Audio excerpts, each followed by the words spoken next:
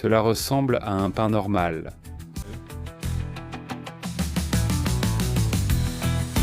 Et non, ce n'est pas un torteau. Aujourd'hui à Saladolandia, nous allons faire un pain de maïs. Mais un qui ressemble vraiment à du vrai pain. Parce que si tu utilises seulement de la farine de maïs, sans rien d'autre,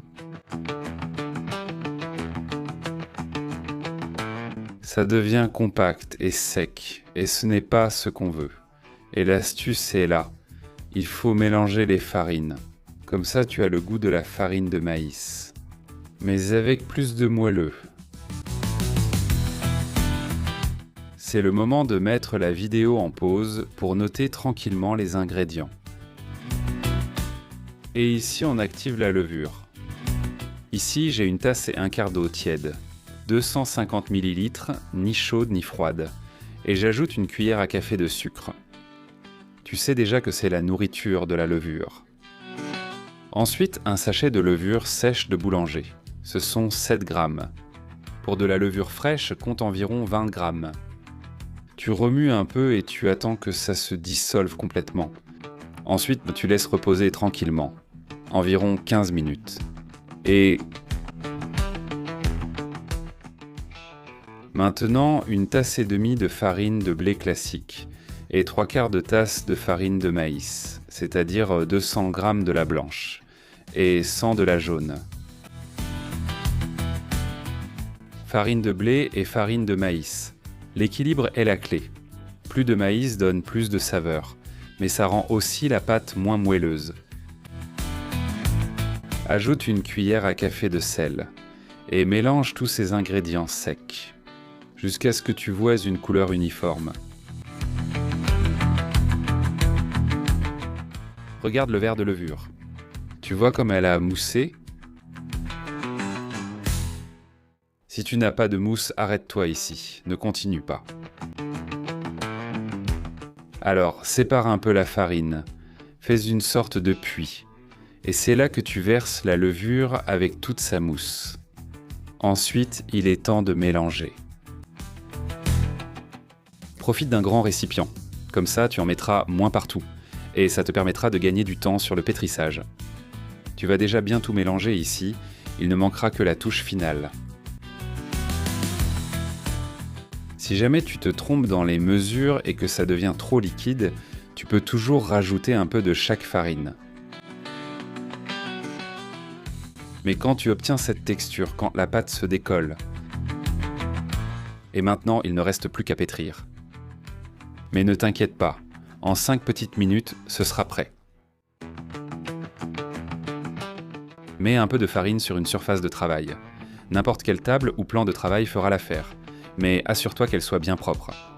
Dépose cette pâte dessus et travaille-la avec les mains. Si tu ne l'as jamais fait, n'aie pas peur, il suffit juste de presser et de relâcher. Pour que les fibres forment une sorte de petite boule. C'est très simple, tout est clairement expliqué et il n'y a rien de mystérieux. Tu vois? Difficulté 0. En ce moment, ne cherche pas une pâte sèche, cherchant une un peu collante, juste un peu. Si tu n'y arrives pas, ajoute un peu plus de farine et continue à la travailler.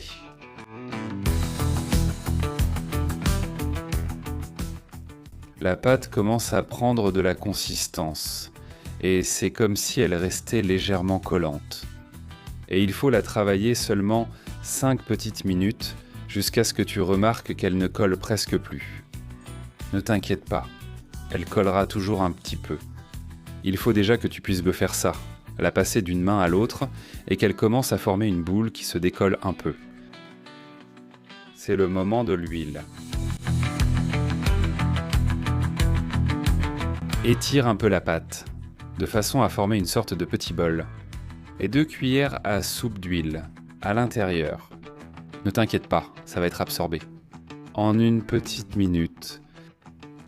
Et ça va lui donner tellement de saveur, de l'humidité et une texture parfaite, comme celle d'un bon pain.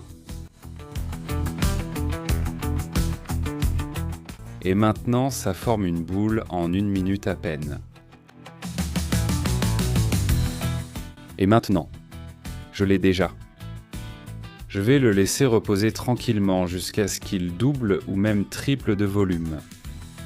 Je fais ça en le laissant reposer pendant une petite heure. Je le mets dans le même récipient. Cette fois, je l'ai juste huilé un peu. Et je le couvre. C'est aussi simple que ça.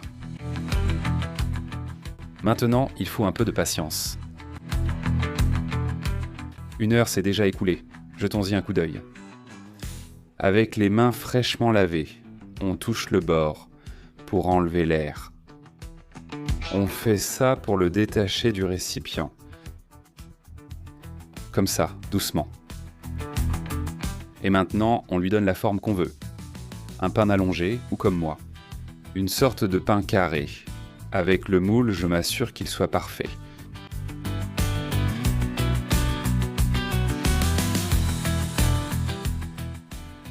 Regarde, comme c'est facile.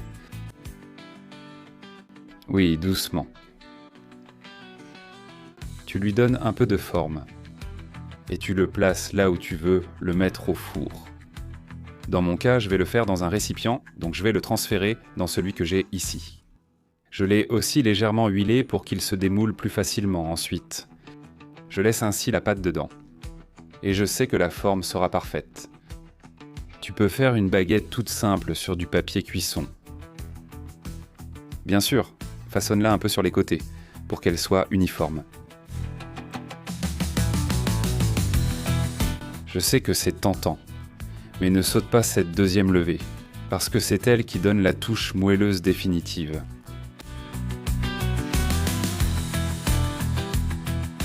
Des entailles à la surface, doucement, très superficielles, et quelques graines de sésame par-dessus, et tu lui donneras la touche professionnelle.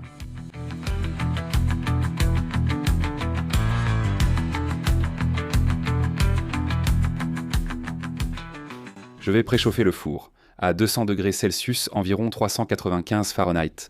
Mais regarde, j'ai ajouté quelque chose. Un verre ou un récipient adapté au four, rempli d'eau. Pourquoi ? Eh bien, parce qu'en chauffant, l'eau va s'évaporer dans le four, apportant cette petite touche d'humidité qui donne un aspect professionnel au pain.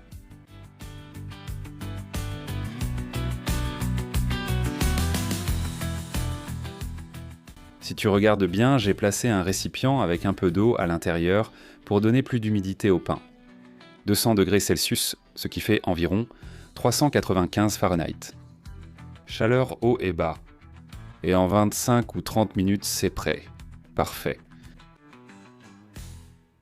N'oublie pas de le couvrir avec un peu de papier absorbant ou du papier sulfurisé dès qu'il sort du four.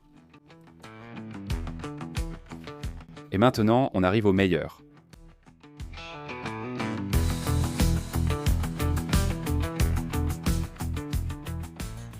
Regarde ça.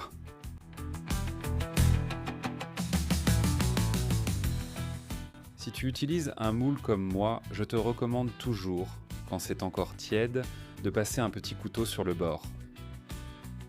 Comme ça, tu t'assures que rien ne reste collé et ça ne se casse pas. Regarde comme ça se démoule facilement. Pas du pain, du super pain.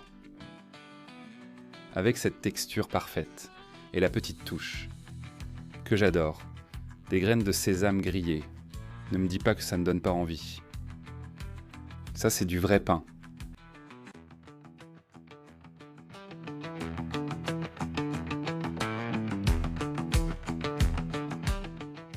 Petites tranches grillées, tartines avec un peu de beurre.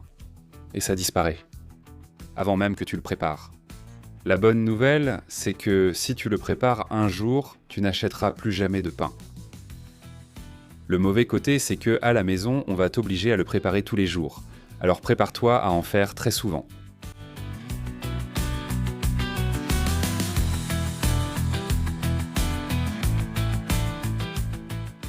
Tu faisais partie de ceux qui préparaient la pâte uniquement avec de la farine de maïs en pensant que c'était du pain ?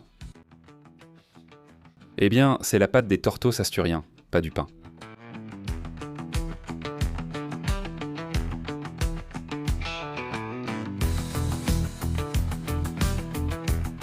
arrête la vidéo parce que tu vas refaire cette recette. Te la devensis.